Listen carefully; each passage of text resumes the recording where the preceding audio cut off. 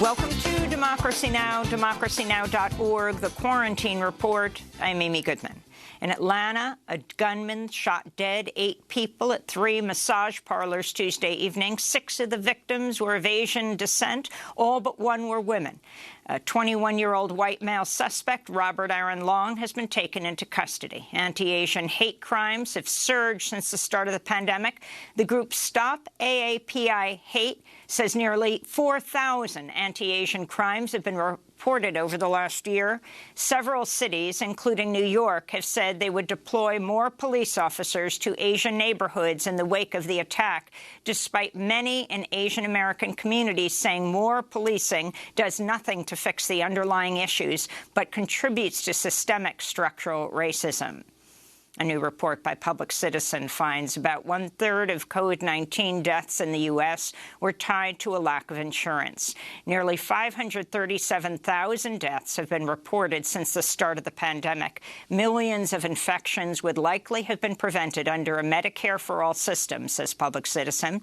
This comes as Democratic Congress members Pramila Jayapal and Debbie Dingell are introducing the Medicare for All Act of 2021 today, 1 year after the first COVID-19 cases were confirmed in all 50 states and the District of Columbia. The bill has over 100 co-sponsors. President Biden's rejected Medicare for All, even though the majority of Americans support it. CNN's reporting the White House is planning to send additional vaccines to emerging coronavirus hotspots in an effort to stem new surges, including those linked to variants believed to be more contagious. Although overall cases have sharply declined since this winter's winter surge, over a dozen states have reported a rise in new cases. In Oklahoma, the Chickasaw Nation and other tribal territories have started offering vaccine appointments to all Oklahoma residents. Native Americans have been disproportionately hit by the pandemic, but tribal health providers have outpaced many states and counties in getting out the vaccine. Moderna is starting human trials on its vaccine in children and babies starting as young as 6 months old.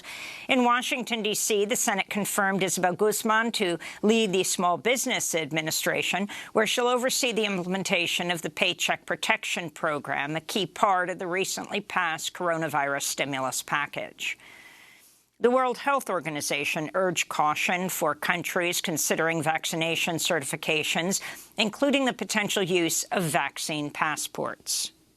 We have to be exceptionally careful because right now we're dealing with a tremendously inequitous situation in the world where the likelihood of you being offered or getting a vaccine is very much to do with the country you live in, very much to do with the level of wealth and the level of influence that you or your government has on global markets. In Yemen, Human Rights Watch published a report Tuesday on the devastating fire that killed at least 60 refugees, most of them from Ethiopia, at an immigrant jail in the capital Sana'a earlier this month.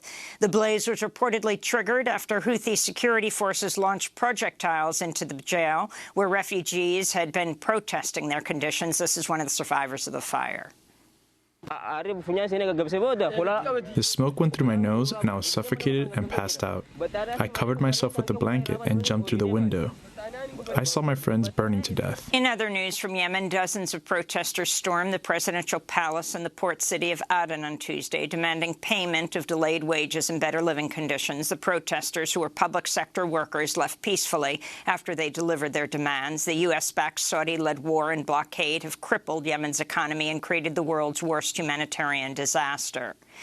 A warning to our audience, this story contains descriptions of sexual violence. A Colombian journalist, Hinet Bedoya, has accused state-backed right-wing paramilitaries of abducting, torturing, and raping her in 2000. Bedoya told the Inter-American Court of Human Rights she was abducted outside a prison in Bogota while on a reporting trip. She was then drugged, beaten, and repeatedly raped by several attackers.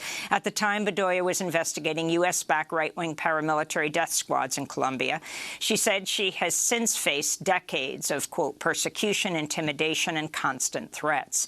Colombia is attempting to block the Inter-American Court of Human Rights from moving ahead with the case by seeking the recusal of 5 of the 6 judges. Bedoya spoke about the impact of her case in a video posted on social media earlier this month. To bring my case before an international court is not only to vindicate what has happened to me as a woman and as a journalist, but to open a window of hope for thousands of women and girls who, like me, had to face sexual violence in the midst of the Colombian armed conflict. British Prime Minister Boris Johnson announced his government's lifting the cap on its nuclear stockpile, increasing the number of Trident nuclear warheads by over 40%. The move ends 3 decades of gradual nuclear disarmament. Meanwhile, in the U.S., a new report by the Federation of American Scientists says plans to build a new $100 billion nuclear missile are being driven by industry lobbying and politicians whose states will economically benefit from the project, despite objections from military and civilian leaders around the cost and lack of security relevance for the Cold War-era weapon. The cost of building and maintaining the Ground-Based Strategic Deterrent, or GBSD, which would be built by Northrop Grumman, will help from, with help from Lockheed Martin and others, would swell to $264 billion over the coming decades. The debate over the Senate filibuster continues in Washington, D.C. On Tuesday, President Biden said he supports a return to the talking filibuster, which requires senators to delay a bill by talking on the Senate floor. Earlier in the day, Senate Minority Leader Mitch McConnell threatened he would go scorched earth if Democrats moved to eliminate the filibuster, turning the Senate into, quote, a 100-car pileup, and warned Republicans would retaliate with conservative laws if and when they retake the Senate. On Monday, Senate Majority Whip Dick Durbin took to the floor to call for an end to what he called legislative rock bottom. Today, nearly 65 years after Strom Thurmond's marathon defense of Jim Crow, the filibuster is still making a mockery of American democracy. The filibuster is still being misused by some senators to block legislation urgently needed and supported by a strong majority of the American people. At least 2 Democratic senators, Joe Manchin and Kyrsten Sinema, have objected to doing away with the filibuster, though Manchin recently indicated he may be open to reforming it. Democratic Senator Sheldon Whitehouse is calling on the Justice Department to probe the FBI's 2018 background check of Supreme Court Justice Brett Kavanaugh, which Senator Whitehouse says was, quote, politically constrained and perhaps fake.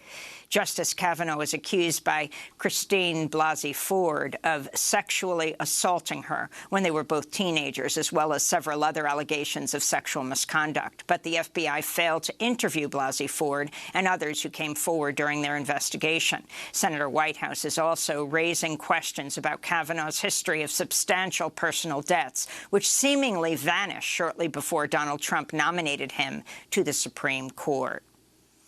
As investigations continue into the deadly January 6 U.S. Capitol insurrection, a 16-year-old girl testified in a court hearing for her father, a Texas 3%er who allegedly set up a security company to circumvent gun laws. After the riot, Guy Reffitt threatened to kill his 2 teenage children if they reported him, saying, quote, traitors get shot. His daughter testified against him. Here in New York, over 3,000 research and teaching assistants at Columbia University have gone on strike after 2 years of unsuccessful negotiations with the prestigious college over their union's first contract.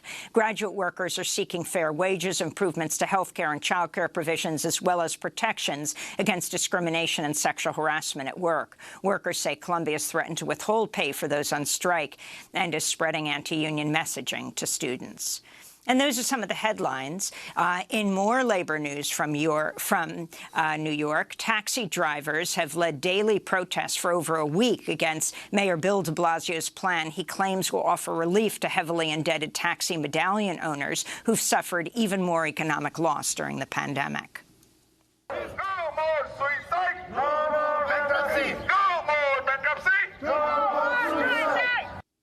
No more suicide, no more bankruptcy, the drivers chanted. Mayor de Blasio's plan does not provide any debt relief, instead offers modest loans to taxi drivers to pay off their debt, accrued largely because of the artificially inflated cost of taxi medallions. Ravi Desai of the New York Taxi Workers Alliance said, quote, it's a cash bailout for lenders while drivers are left to drown in debt, foreclosure and bankruptcy. The mayor's plan is a disgraceful betrayal from a city that that already has blood on its hands, she said.